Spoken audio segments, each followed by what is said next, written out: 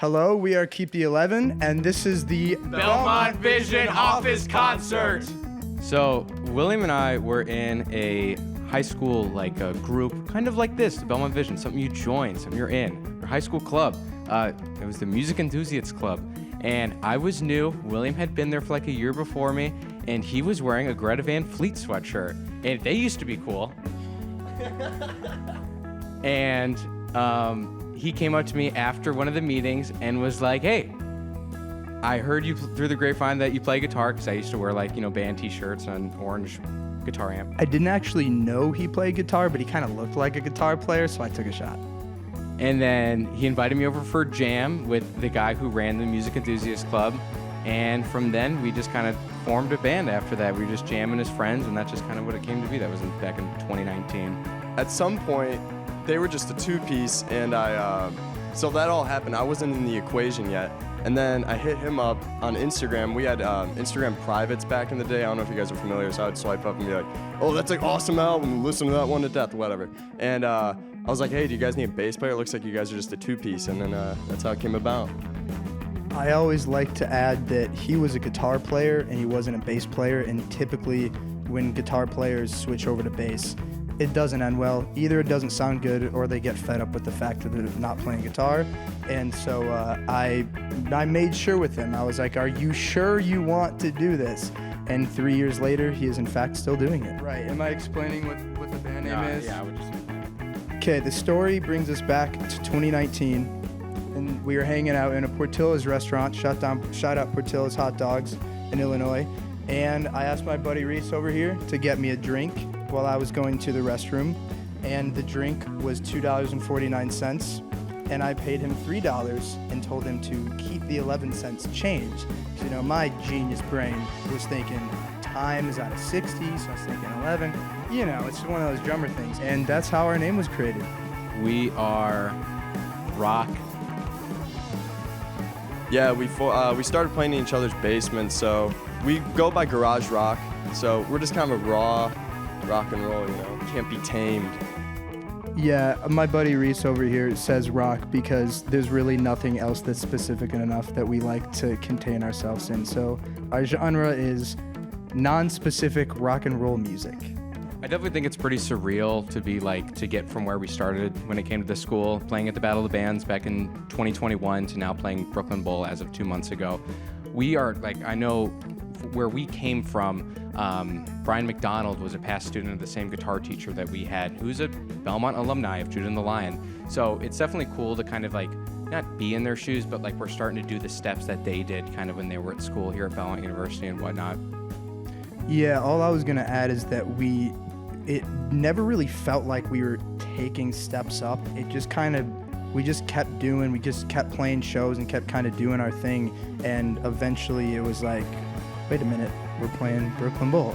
So, you always thought that it would feel like you're getting to a different point and you feel different, but it just kind of kept just sticking to our guns and doing our thing. And of course, eventually with the help of our wonderful manager, Zoe Pollard. So shout out her.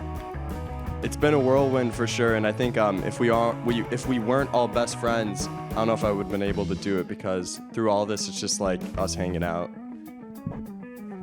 I'll also say that for last year, at least for our freshman year, Adam wasn't here in Nashville, so he would fly down for every big show that we had, even if it was the end, Dark Matter, he would be flying down for these weekends, saving up all the money that he worked at the grocery store just to come down and play with us, which is the coolest thing. So the future for us might possibly, there's a tiny chance that there's some new music on the horizon. I don't know for sure, but there's a really tiny chance, in addition to lots of new shows. So yeah, I don't know. It may or may not be true, but there's just some rumors going around. So. As well as possible other shows in different places of the United States in the fall, hopefully, and around the world, maybe. Who knows? We're just going to keep at it, and we thank all of you for coming to the shows, and we're just going to keep doing what we do. If you've seen us before, it's just going to be just picture us doing that when you're doing anything. I wonder what Keep the 11's doing. We're doing what we do. Eating pizza, playing guitar. So for the 2 songs that we're doing tonight, we chose to select 2 songs that I guess for a really it's too strong of a term, but cult classics, I guess, rather than, they're not our 2 most streamed songs, but they're 2 songs that have always been great live songs. We've always felt a great connection with the audience during these 2. So Sun 67 and Turnstile, both off of our Pink Telephone EP from 2021. So yeah, just going a little bit different than the songs that we would typically do. So we're gonna have some fun tonight. Turnstile is a great song that we're going to be playing tonight that really kind of shows, it kind of represents just a student. It represents someone who's young, someone who's thriving and just willing to kind of do anything to be a part of anything. I know we kind of wrote this song thinking about our past bands and the other people that we've kind of worked with and just being like, we're jumping into this thing, we're jumping into what we do, and that's keep the 11, and we kind of ride for it, and that's what we do. Yeah, the Pink Telephone EP was kind of our first venture into more personal lyrics. Our first 2 EPs were much more kind of broad societal views to an extent, but this one we really wanted to zone in. So Sun 67 was more about, our perception of other people in our lives, and Turnstile was a lot about our goals for ourselves. Kind of like, jumping the turnstile is kind of kind of means that we're just, we're moving forward no matter what. And from a musical standpoint, it's a lot of kind of one person pops up with a riff or something. So he, started with the Turnstile riff in some shape or form. I started with the Sun 67 riff in they were both in premature forms, and then we got together and added our stuff to it. Adam, you want to add anything? Yeah, I don't have much to add, but these songs are always developed with us hanging out in the basement, writing them like we said. So when we play them, it's always, and they never get old because it just brings us back to those times and what we ate that night. I brought food twice, I don't know why, but it's a big part of us, being friends as well.